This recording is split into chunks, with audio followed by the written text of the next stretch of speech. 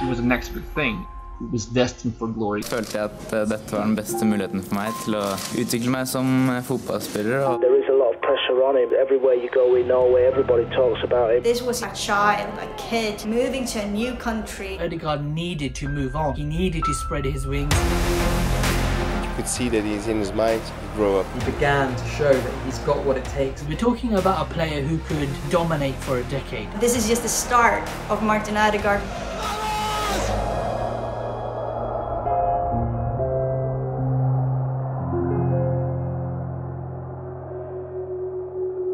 The first time I actually heard about Martin Odegaard, I think that was like 5 or 6 years ago. Everyone knew that he was something special. Everyone knew that he got the potential to become one of the next big things. He was a YouTube sensation and was the second coming of Messi, almost.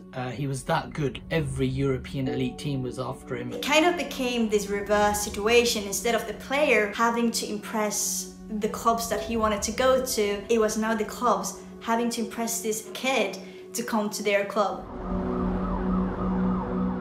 Det virkelig. Det Martin Odegaard for verdens mektigste klubb og klar for å leve ut drømmen og knuse enda flere rekorder. Og nå starter jobben med å utvikle ham til den stjernen mange forventer at han skal bli her ute på Santiago Bernabeu. This was a child, a kid, moving to a new country where there's another culture, another language. He was training 5 times a week with the Real Madrid first team, but he was playing matches with Real Madrid Castilla, so he had a hard time connecting with his teammates because he didn't see them a lot. Here comes a foreign kid who is younger than all of them, earns more money than they could ever dream of, gets all the attention. I think there was a bit of envy. It's not a case of it not working out for Odegaard. Odegaard needed to move on. He needed to spread his wings. He needed to develop elsewhere whilst Real Madrid could keep an eye on him and keep an eye on his development.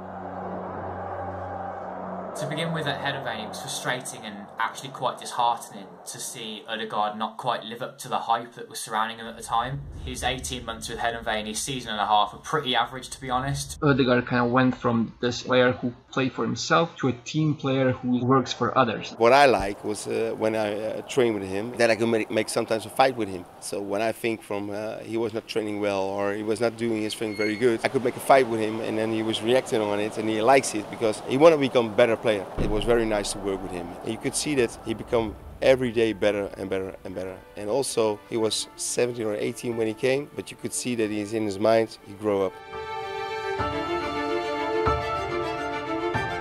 Vitesse was definitely the right next step for him. His manager there was Leonard Slutsky, who gave him the confidence to play his own game. He took him from the attacking midfield position and put him on the right wing. And from there, one thing led to another and he was their player of the season. Statistically, he was better than Frankie de Jong in his season at Vitesse. He was really, really influential for that team. He began playing like the player that we knew he was.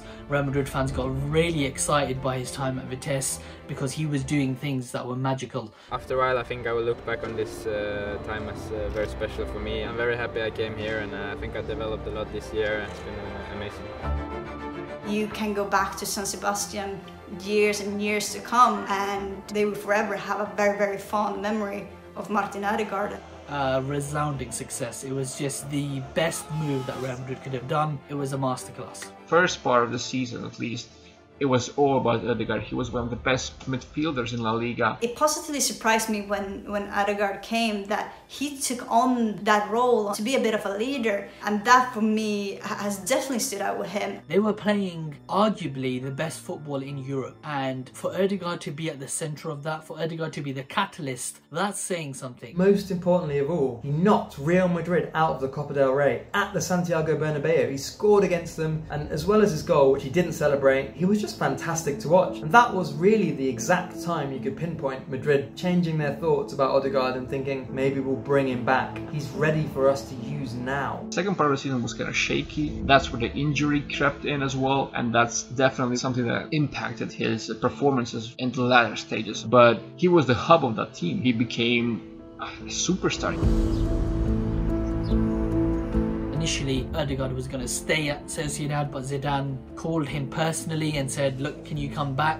Zinedine Zidane handed Martin Odegaard his first start for Real Madrid in years in the first game of the season. Madrid drew 0-0, but he kept his place for the next game against Real Betis, although he was dropped for the next match against Levante, just appeared from the bench and then suffered an injury. I don't think this kind of uncertain start for him at Madrid will be too much of a problem, because Zinedine Zidane needs someone creative. If he can stay fit, keep on grinding, and just continue this upward spiral, he can go far. You could see he is such a talent that he make the next step, he make the next step, and make the next step. Madrid is one of the hardest clubs to succeed at. If Odegaard can handle that, then there's a good chance of him becoming a fixture at Madrid.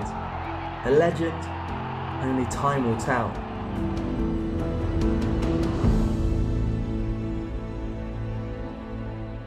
Thanks for checking out the BBC Sport YouTube channel. Remember to give this video a like and make sure you subscribe and hit the bell button so you never miss an upload.